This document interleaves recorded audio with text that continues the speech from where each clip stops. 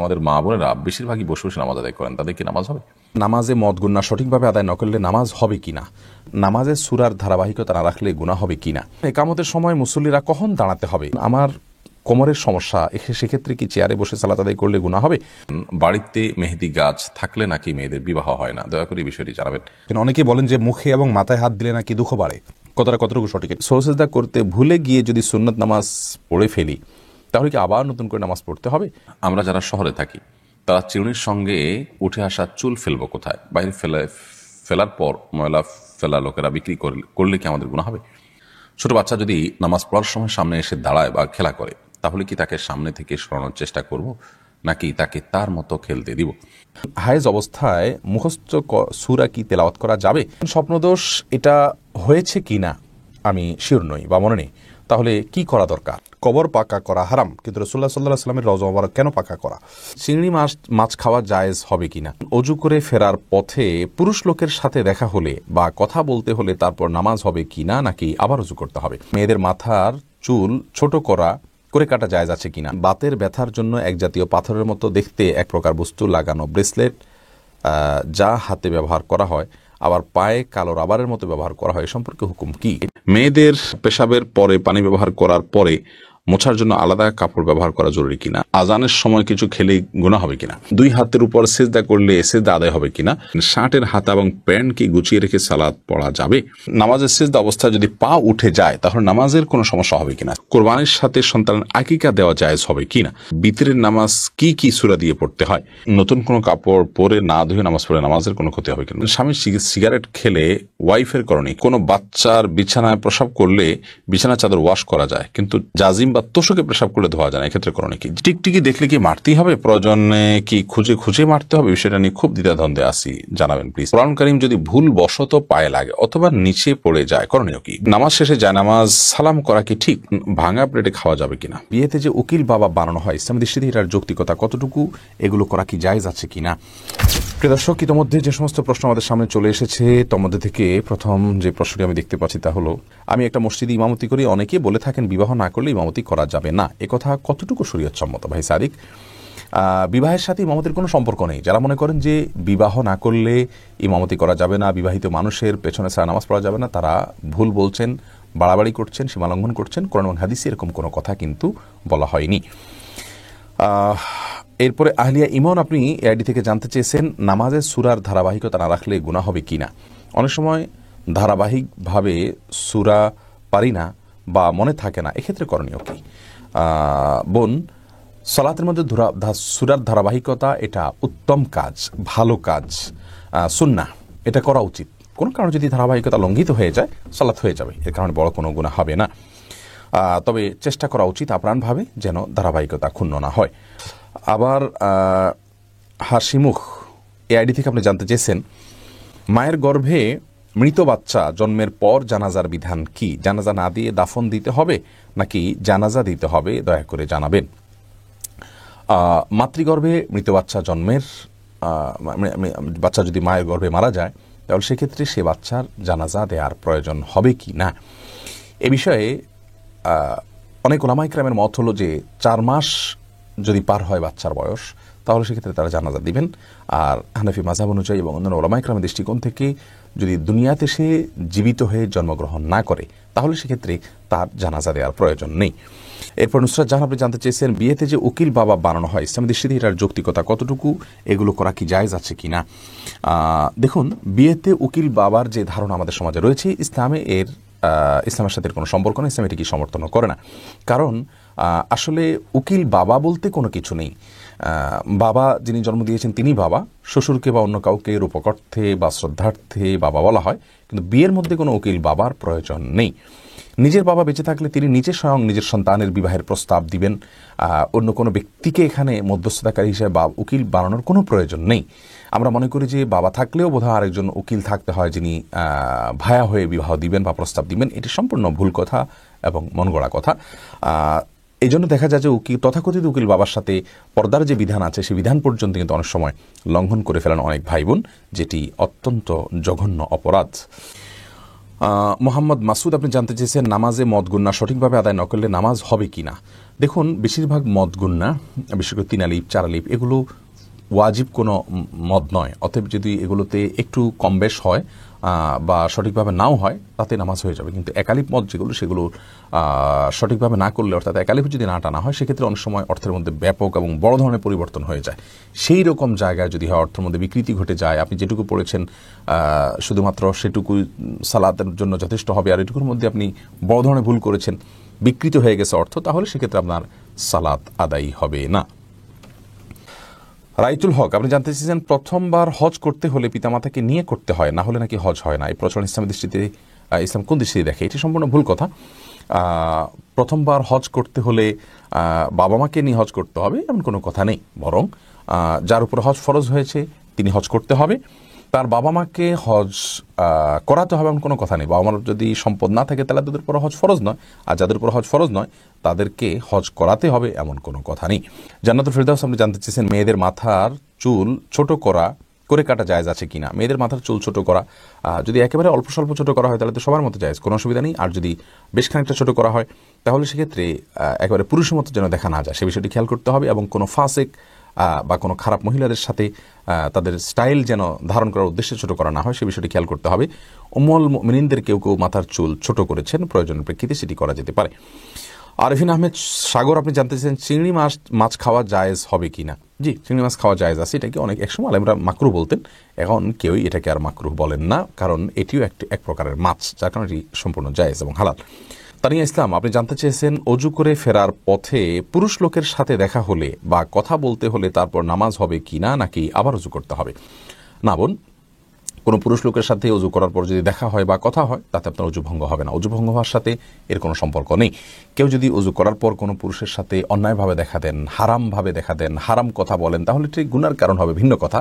কিন্তু এর ফলে অজু ভঙ্গ হবে না। অজু ভঙ্গ হওয়ার সাথে অজু ভঙ্গকারী বিষয়গুলোর সম্পর্ক, যেমন অপবিত্র কোনো কিছু শরীর থেকে বের হলো কিনা, ঘুমালেন কিনা, অজু ভঙ্গের কোনো কারণ পাওয়া গেল কিনা, এর সাথে হলো অজু ভঙ্গের সম্পর্ক। এরপরে কাজী রিয়াদ আপনি জানতে চেয়েছেন বাচ্চারা অনেক সময় নিজের ছায়ার সাথে খেলা করে, এদিকে কোনো ক্ষতির সম্ভাবনা আছে? না, বাচ্চারা নিজের ছায়ার সাথে খেলা করলে এর জন্য বিশেষ কোনো ক্ষতির কথা আছে বলে আমার জানা নেই। ইসরাত আলিজা আপনি জানতে চেয়েছেন শরীরে কোনো অংশে ব্যান্ডেজ লাগানো থাকলে ফরজ গোসল হবে কি না। যদি কোনো অংশে ব্যান্ডেজ লাগাতে হয়, ব্যান্ডেজ খোলাটা তার জন্য ক্ষতিকর হয়, অসুবিধার হয়, তাহলে সেক্ষেত্রে যে অংশে ব্যান্ডেজ লাগানো আছে ওই অংশ বাদে বাকি অংশে আপনি পানি ঢেলে যদি ধৌত করেন আর ব্যান্ডেজের উপরে শুধু ভিজা হাত দিয়ে মুছে নেন, তাহলে আপনার গোসল হয়ে যাবে।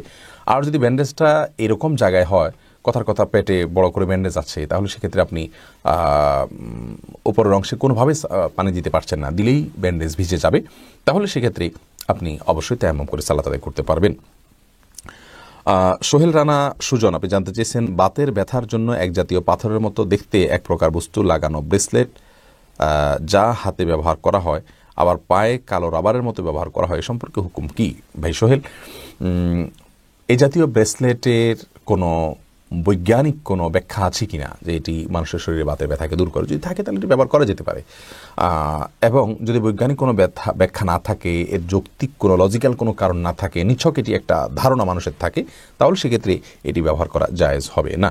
এমনি সোহাগ ইসলাম জানতে চেয়েছেন 4 রাকাত সুন্নত নামাজে প্রত্যেক রাকাতে সূরা ফাতিহার পর কি সূরা মিলাতে হবে? সুন্নত নামাজ হলে প্রত্যেক রাকাতে মিলাবেন। মাহবুবা খানম লাকি আপনি জানতে চেয়েছেন সহসেজদা করতে ভুলে গিয়ে যদি সুন্নত নামাজ পড়ে ফেলি তাহলে কি আবার নতুন করে নামাজ পড়তে হবে? জি, আবার নতুন করে পড়তে হবে। সিদ্দাসৌ যদি ওয়াজিব হয়, আপনার কোনো ওয়াজিব ছুটে থাকে, তাহলে সিদ্দাসৌ দিতে হবে। সিদ্দাসৌ যদি আপনি না দেন তাহলে ওয়াজিব তরক করলেন, আর ওয়াজিব তরক করলে কিন্তু আপনার সালাতের ফরজ বা দায়িত্ব যেটা, সে দায়িত্বটা যথাযথভাবে আদায় হলো না। এমনি মাহবুর রহমান জানতেছেন একামতের সময় মুসল্লিরা কখন দাঁড়াতে হবে? একামতের সময় মুসল্লিদের নির্দিষ্ট কোনো বাধ্য করে দেওয়া হয়নি যে এই সময় দাঁড়াতে হবে। আমরা অনেকে মনে করি যে কামাত সালা বললে তখন দাঁড়াতে হবে, অথবা হাইয়াল সালাহ হায়াল ফালা বললে তখন দাঁড়াতে হবে, এরকম কোনো কিছু কিন্তু আবশ্যক নয়। একামতের শুরুতে বা মাঝে যে কোনো পর্যায়ে মুসল্লি দাঁড়াতে পারবেন। রিমা আখতার আপনি জানতে চাচ্ছেন পায়ের সমস্যা, তাই টেবিলে বসে নামাজ পড়ি, আমি কি আরেক টেবিলে সিধা দিতে পারবো? পায়ের সমস্যা হলে আপনি টেবিলে বসে যদি নামাজ পড়েন, আরেক টেবিলে সিধা দেওয়ার কোনো প্রয়োজন নেই। আপনি যেখানে বসে সালাত আদায় করছেন তার বরাবর ফ্লোরে যদি আপনি সিজদা করতে সক্ষম হন ভালো, যদি আপনার শারীরিক অবস্থার কারণে সেটি আপনি করতে না পারেন, চোখের অপারেশন হয়েছে অথবা আপনার মেরুদণ্ডের সমস্যা রয়েছে, আপনি মানে পিঠ ভাঙতে পারেন না, সিজদা করতে পারেন না, তাহলে সেক্ষেত্রে আপনি যে অবস্থা আছেন সেই অবস্থায় বসে জাস্ট কিছুটা ঝুঁকে রুকু আর আরেকটু বেশি ঝুঁকে সিজদা নিয়ত করবেন, তাতে আপনার সালাত আদায় হয়ে যাবে।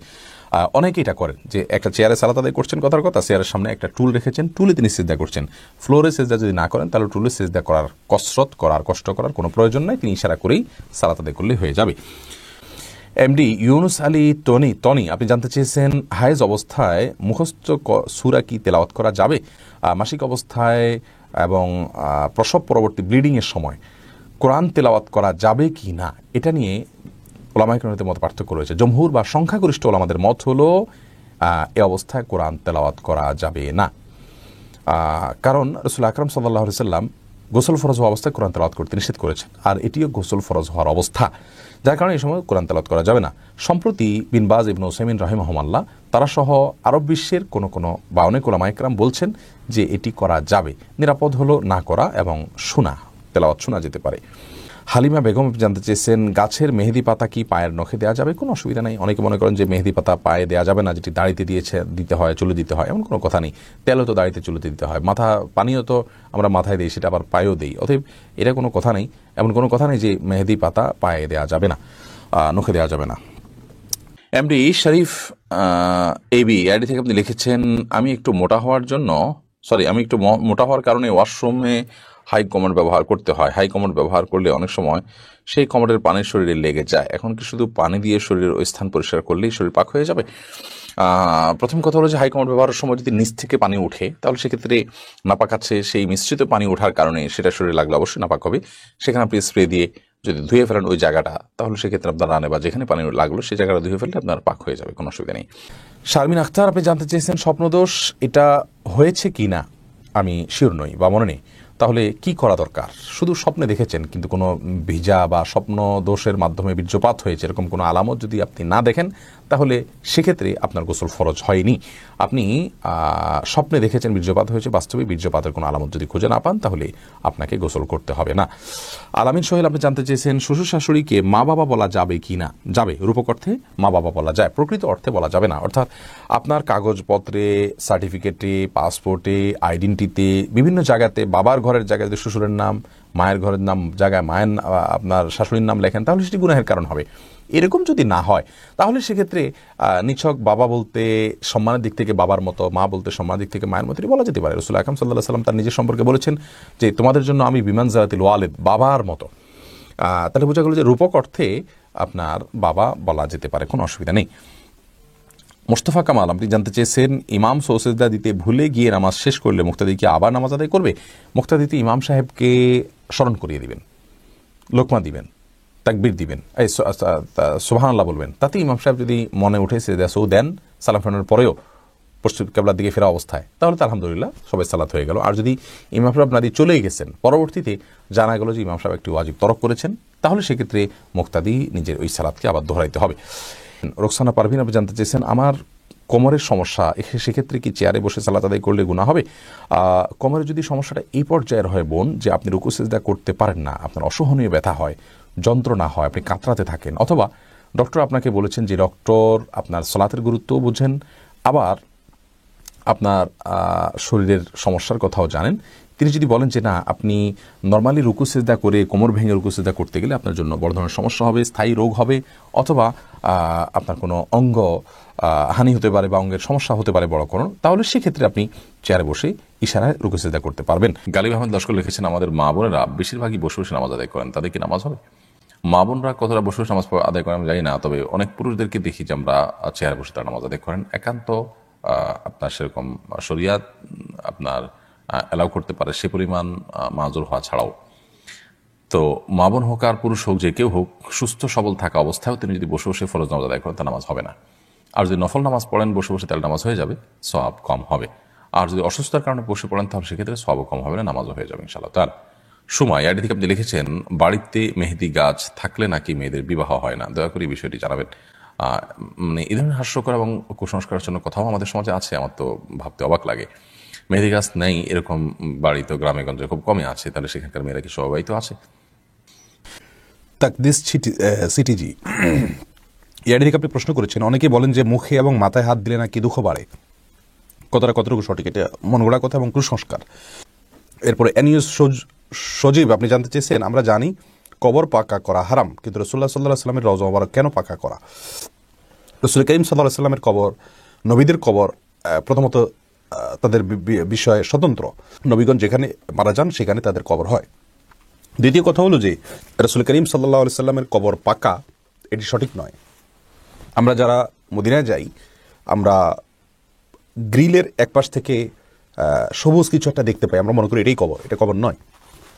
এর বাইরে আরও কয়েকটা ওয়াল আছে, সে ওয়ালের ভেতরে হলো কবরের অংশ। এই জন্য রাসূল করিম সাল্লাল্লাহু আলাইহি ওয়াসাল্লামের কবর পাকা এবং উঁচু, এটি সঠিক ধারণা নয়। অনেক ছবি দেখবেন আপনারা, বিভিন্ন ওয়ালমেট থাকে, এগুলোতে দেখানো হয় যে রাসূল আকরাম সাল্লাল্লাহু আলাইহি ওয়াসাল্লামের কবর সবুজ কাপড় দিয়ে ঘেরা এবং উঁচু পাকা। এটি সঠিক তথ্য নয়, এটা তার কবরের ছবি নয়, এটি ভুয়া। এবং এ বিষয়ে যদি মদিনায় কেউ যান হজ বা উমরা করতে গিয়ে বা যে কোনোভাবে, মদিনায় মসজিদে নববীর মেহরাব বরাবর আন্ডারগ্রাউন্ডে যদি আপনি যান, তাহলে সেক্ষেত্রে আন্ডারগ্রাউন্ডের দ্বিতীয় অথবা তৃতীয় ফ্লোরে আপনি গেলে সেখানে দেখবেন যে একটা অথরিটি আছে, রাসূল আকরাম সাল্লাল্লাহু আলাইহি ওয়াসাল্লামের কবরের ভেতরকার অবস্থা কী সেটা তারা দেখিয়ে থাকেন ফিল্মের মাধ্যমে। আমি দেখেছি, সেখান থেকে জানা যায় যে রাসূল আকরাম সাল্লাল্লাহু আলাইহি ওয়াসাল্লামের কবর আসলে পাকা নয়, যেমনটি আমরা অনেকে মনে করি।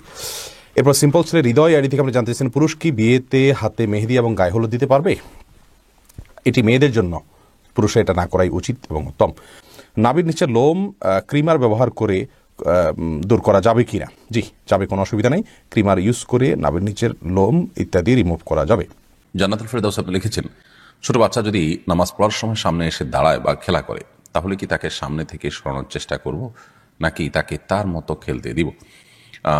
যদি সে আপনার খুব বেশি ডিস্টার্ব করে, তাহলে সেক্ষেত্রে আলতোভাবে সরাতে পারেন, যাতে আমলে কাসির না হয়। অর্থাৎ আপনি সরাতে গিয়ে আবার এত বেশি মুভমেন্ট করলেন যে আমলে কাসির হয়, এরকম যেন না হয়, সেই জিনিসটি খেয়াল করতে হবে। আর যদি সেটা না পারেন, তাহলে বা এত বেশি মুভমেন্ট না হয়, বরং সে যেটা খেলছে সে খুবই হালকা পাতলা খেলছে, এরকম যদি হয়, তাহলে সেক্ষেত্রে তাকে তার মতো খেলতে দিবেন। আপনি অযথাই তাকে ধরতে গিয়ে নিজের নামাজের মনোযোগ নষ্ট করা, কিংবা নামাজের যে কাইফিয়ত, নামাজের যে আপনার নামাজের যে অবস্থার মধ্যে আপনি আছেন সেটির পরিবর্তন করতে যাবেন, সেটার প্রয়োজন নেই।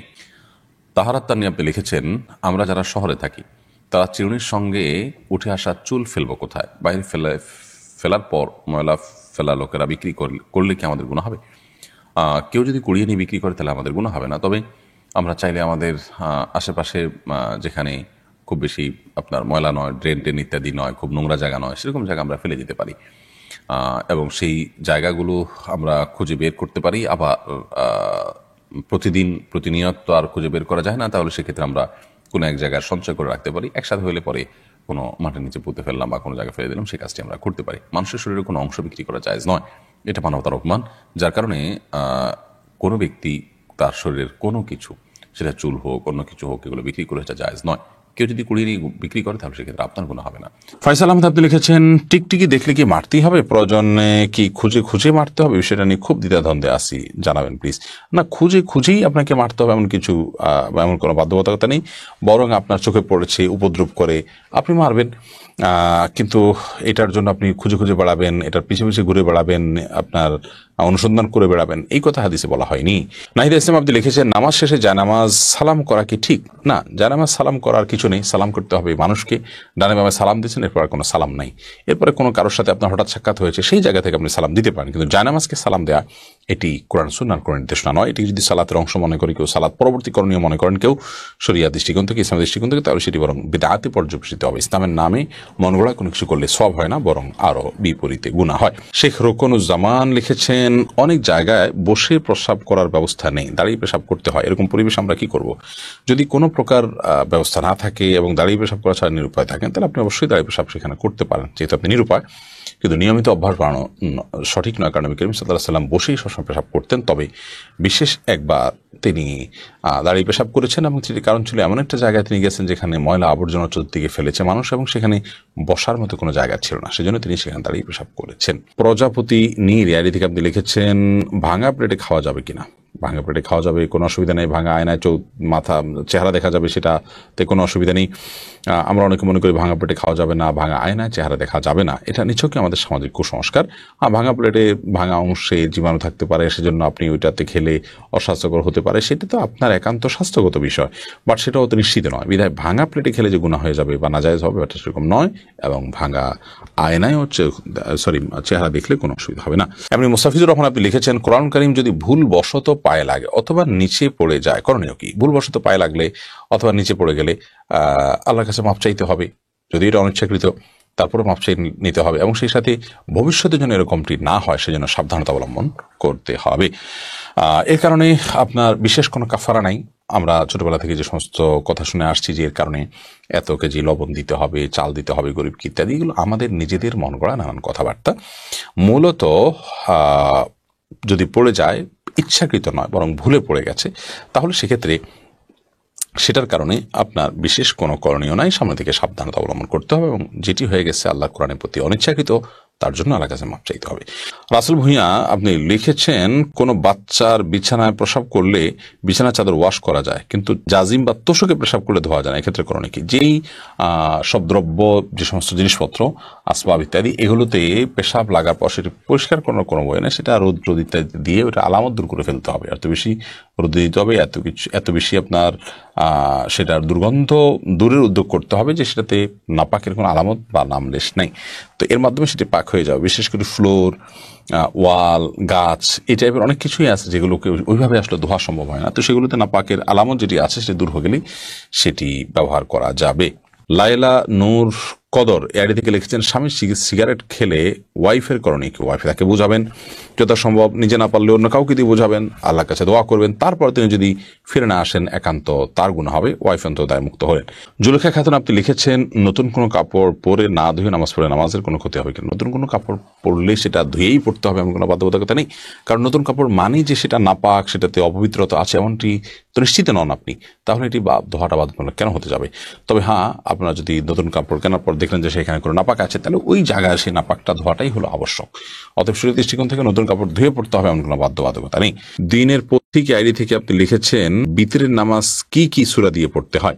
বিতরের সালাতের প্রথম রাকাতে সূরা সাব্বিহিসমা রাব্বিকাল আলা, দ্বিতীয় রাকাতে সূরা কাফিরুন এবং তৃতীয় রাকাতে সূরা ইখলাস কুল হুয়াল্লাহ পাঠ করা, এটি সুন্নাহ। নবী করিম সাল্লাল্লাহু আলাইহি ওয়াসাল্লাম বিতরের সালাতে সচরাচর এই সূরাগুলো তেলাওয়াত করতেন, বিধায় আপনি এই সূরাগুলো তেলাওয়াত করতে পারেন। নবীজুল ইসলাম খান আপনি লিখেছেন, কোরবানির সাথে সন্তানের আকিকা দেওয়া জায়েজ হবে কিনা?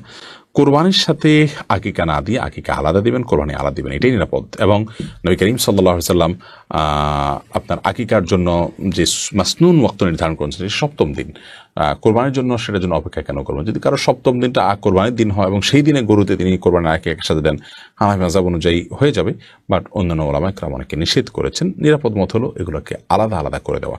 হাদিসে আকিকা এবং কোরবানি একসাথে দেওয়ার কথা বলা নাই, কিন্তু হানাফি মাযহাব উলামায়ে কেরামের বক্তব্য হলো যে যদি যেহেতু আকিকা এবং আপনার কোরবানি একই ক্যাটাগরির ইবাদত, সেজন্য আপনার দুইটা একসাথে দেওয়া যাবে। কিন্তু যেটি বলেছি অন্যান্য উলামাদের বিভিন্ন মত রয়েছে। সুমন আহমেদ আপনি লিখেছেন, নামাজের সিজদা অবস্থায় যদি পা উঠে যায় তাহলে নামাজের কোনো সমস্যা হবে কিনা? সিজদা অবস্থায় যদি পা সামান্য উঠে আবার আপনি জায়গায় নিয়ে গেছেন, কোনো অসুবিধা হবে না। আর যদি পুরো সিজদা জুড়ে উঠে থাকে তাহলে আপনার নামাজ হবে না, কারণ নবী করিম সাল্লাল্লাহু আলাইহি ওয়াসাল্লাম বলেছেন, আমি উমিরতু আন আসজুদা আলা সাবআতি আযমিন, 7টি অঙ্গের উপরে, 7টি হাড্ডির উপরে, শক্ত অঙ্গের উপরে আমাকে সিজদা করতে নির্দেশ করা হয়েছে। তার মধ্যে কপাল আর নাক, 2 হাত, 2 হাঁটু এবং 2 পায়ের যে আঙ্গুলগুলো সেগুলো। অতএব এগুলোর কোনো একটা যদি আপনার এই 7টি অঙ্গের কোনো একটি যদি সরে যায় সামান্য সময়ের জন্য অসুবিধা নেই, আবার তিনি জায়গা নিয়ে গেছেন। কিন্তু যদি পুরো সালাত জুড়ে, পুরো রাকাত জুড়ে, সিজদা জুড়ে তার এটা যদি পৃথক থাকে তাহলে সেক্ষেত্রে সেটি জায়েজ হবে না এবং সে নামাজ হবে না, কারণ এটা ওয়াজিব এই 7টা অঙ্গের উপরে সিজদা করা। আবু সাইদ আব্দুল্লাহ আপনি লিখেছেন, শার্টের হাতা এবং প্যান্ট কি গুছিয়ে রেখে সালাত পড়া যাবে? শার্টের হাতা এবং প্যান্ট গুছিয়ে সালাত আদায় করা মাকরুহ, নবী করিম সাল্লাল্লাহু আলাইহি ওয়াসাল্লাম নিষেধ করেছেন এটি, এই জন্য এটা ছেড়ে সালাত আদায় করতে হবে। তবে হ্যাঁ, প্যান্টের বিষয়টা হলো সেটা যদি কেউ টাকনুন নিচে পড়ে যায় সেটা থেকে বাঁচার জন্য গোছান, তাই সেটা জায়েজ আছে, কিন্তু সেটা সলাতে শুধু না বরং সবসময় এরকম রাখতে হবে। এইচ.এম. হাসান লিখেছেন, 2 হাতের উপর সিজদা করলে সিজদা আদায় হবে কিনা? সিজদা করবেন আপনি জমিনে, হাতের উপরে সিজদা করবেন না। যদি কোনো কারণে হাতের উপরে কেউ সিজদা করেন, হয়তো জমিন তার জন্য উপযোগী না বা জমিন করার কোনো ব্যবস্থা নেই, আদায় হয়ে যাবে তার সালাত। রাইসানি আপনি লিখেছেন আজানের সময় কিছু খেলে গুনাহ হবে কিনা। আজানের সময় কোনো কিছু খেলে কোনো গুনাহ হবে না। আমরা অনেকে মনে করি আজানের সময় কিছু খাওয়া বা পান করা যাবে না, এটা করা যাবে না, ওটা করা যাবে না। আপনি যে কোনো কাজ করতে পারেন, টয়লেটে থাকলে আপনি টয়লেটে কাজও সারতে পারেন। তবে আপনি যখন টয়লেটে নাই, পবিত্র জায়গায় আছেন বা স্বাভাবিক অবস্থা আছেন, তখন আপনি আজান শুনলে আজানের জবাব দেওয়ার চেষ্টা করবেন। এটা হলো মূল কথা। খেতে গেলে খাওয়ার ফাঁকে ফাঁকে আপনি আজানের জবাব দেওয়ার চেষ্টা করবেন, কিন্তু আজান হলে কিছু খেতে পারবেন না এমন কোনো কথা নেই। এখানে বিষয় হলো জবাব দেওয়ার চেষ্টা করবেন যদি আপনি পবিত্র জায়গায় থাকেন। বিলকিস বেগম আপনি লিখেছেন মেয়েদের পেশাবের পরে পানি ব্যবহার করার পরে মোছার জন্য আলাদা কাপড় ব্যবহার করা জরুরি কিনা। না, আলাদা কাপড় ব্যবহার করা জরুরি না। পানি ব্যবহার করার পরে যদি নাপাক দূর হয়ে গেছে মনে হয়, তাহলে সেটি যথেষ্ট। আলাদা করে কাপড় ব্যবহার করার প্রয়োজন নেই।